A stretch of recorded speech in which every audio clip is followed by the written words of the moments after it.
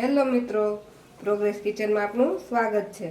તો આજે બનાવીશું આપણે નાસ્તા માટે ખૂબ જ ઓછા તેલમાં અને ઝટપટ બની જાય એવો મમરાનો નાસ્તો।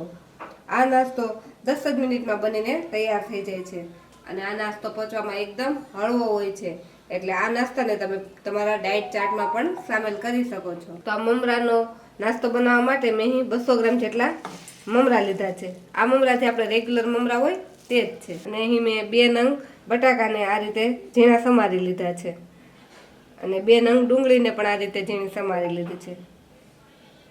1 નંગ ટામેટાને આ રીતે ઝીણું સમારી લીધું છે અને તીખાસ માટે 2 મરચાંને આ રીતે ઝીણા ઝીણા સમારી લીધા છે અને ગાર્નિશિંગ માટે અહીં મેં ધાણા લીધા છે અને સેવ લીધી છે।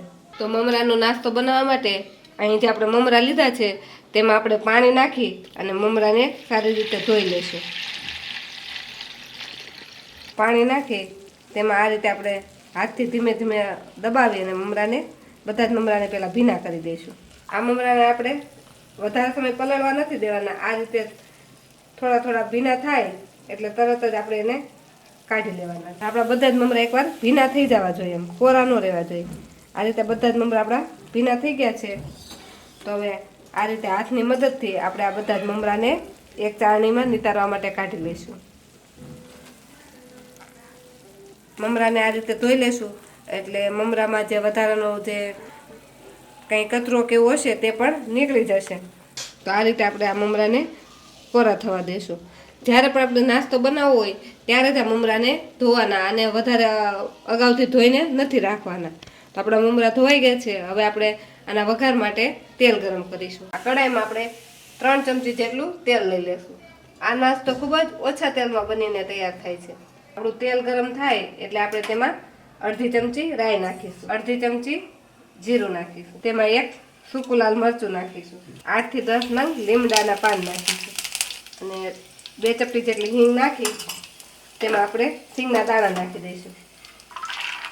સિંગના દાણાને આ રીતે તેલમાં થોડીક વાર માટે સતળાવા દઈશું। સિંગના દાણા સતળાઈ જાય પછી આપણે એમાં ઝીણા સમારેલા બટાકા નાખી દઈશું। બટાકાને મિક્સ કરી આપણે 1 મિનિટ માટે એને ચડવા દઈશું।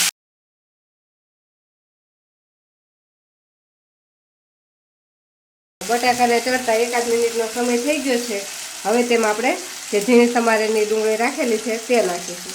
તેની સાથે આપણે ઝીણા સમારેલા મરચાં નાખી દઈશું। તમારે આદું નાખવું હોય તો આ જ સમયે આદુને ઝીણું છીણી કે ઝીણા પીસ કરી તમે નાખી શકો। આ બધી જ વસ્તુને મિક્સ કરી આપણા બટાકા એકદમ સોફ્ટ થઈ જાય એટલે કે ચડી જાય ત્યાં સુધી આપણે એને ચડવા દઈશું।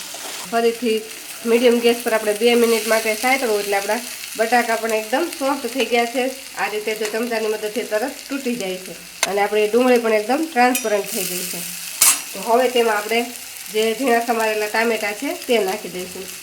ટામેટાં આપણે છેલ્લે જ નાખવાના, કેમ કે ટામેટાં નાખશું એટલે એનું પાણી થશે, એ ટામેટાને ચડતા થોડોક ઓછો સમય લાગે છે। જો બધું સાથે જ નાખી દઈશું તો ટામેટાનું પાણી થશે, એના લીધે બટાકાને એ જલ્દી ચડશે નહીં। આ બધી જ વસ્તુને આપણે મિક્સ કરી દઈશું અને હવે આમાં આપણે મસાલા કરી લઈશું। ટામેટાં નાખી આપણે તરત જ મસાલા કરી લેવાના, કેમ કે આપણે મસાલા કરશું ત્યાં સુધીમાં આપણે ટામેટાં સોફ્ટ થઈ જશે। તો મસાલામાં આપણે અહીં અડધી ચમચી હળદર નાખીશું, સ્વાદ પ્રમાણે મીઠું નાખીશું, અડધી ચમચી જેટલી ખાંડ નાખીશું, 1 ચમચી ધાણા જીરું પાવડર નાખીશું, અડધી ચમચી ગરમ મસાલો નાખીશું, અડધી ચમચી લાલ મરચું પાવડર નાખીશું। આપણે આમાં લીલું મરચું તો નાખેલું જ છે એટલે લાલ મરચું પાવડર આપણે આપણા ટેસ્ટ પ્રમાણે વધારે ઓછું નાખી શકીએ। આ બધી જ વસ્તુને આપણે મિક્સ કરી દઈશું। આપણા બટાકા અને ટામેટા કાંદા બધું જ સરસ મિક્સ થઈ ગયું છે ને એમાં બધા મસાલા પણ સરસ ચડી ગયા છે। તો હવે આપણે જે મમરાને ધોઈને રાખેલા છે તેને પહેલાં હાથથી આ રીતે આપણે છૂટા કરી લઈશું, કેમ કે ભીના અને ભીના હશે તો એ કદાચ એકબીજા ચીપકી જાય, એટલે પહેલેથી જ આપણે આ રીતે એને છૂટા કરી લઈશું। છૂટા કરી અને આ મમરાને આપણે આમાં મિક્સ કરતા જઈશું।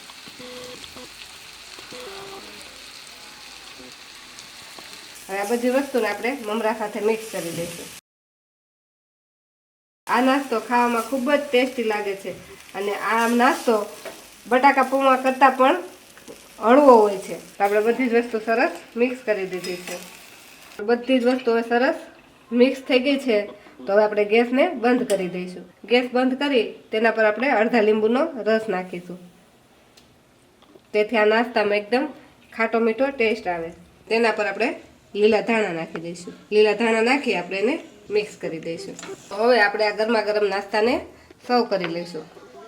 આ નાસ્તો તમારા ઘરમાં નાના મોટા બધાને જ પસંદ આવશે. સાંજના સમયે ઓછી ભૂખ માટે તમે આ નાસ્તો બનાવીને સર્વ કરી શકો છો. તો આપણે આ નાસ્તાને ડીશમાં કાઢી તેના પર સેવ નાખી દઈશું. સેવની સાથે તમે દાડમ હોય તો તે પણ નાખી શકો અને થોડાક લીલા ધાણા નાખી દઈશું. જો તમને અમારી આજની રેસીપી ગમી હોય તો અમારા વિડીયોને લાઈક કરો અને પ્રોગ્રેસ કિચન ચેનલને સબસ્ક્રાઈબ કરો.